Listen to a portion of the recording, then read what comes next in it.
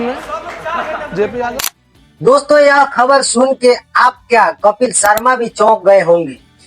जी हाँ मेरे दोस्तों, हम बात कर रहे हैं कपिल शर्मा शो के तर्ज पे बनाए गए the JP Yadav show.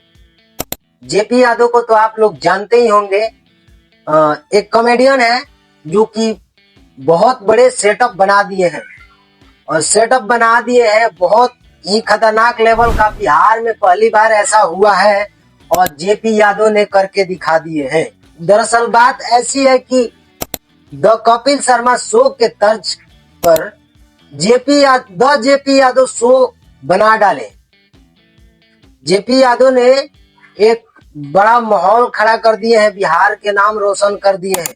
Patna में इनका सेटअप बन के तैयार हो गया है, और बता दें कि इनका एक शूट भी हो गया है, मतलब कि एक इनका शो शूट भी हो गया है। पहला इनका गेस्ट थे तेज प्रताप यादव, यानी तेजू भैया के नाम से आप लोग जानते हैं उनको। फर्स्ट गेस्ट वही थे, और इनका एपिसोड शूट हो गया है, और बहुत ही अच्छे लेवल का मतलब ये सेटअप बनाए हैं, बहुत ही अच्छा किए हैं।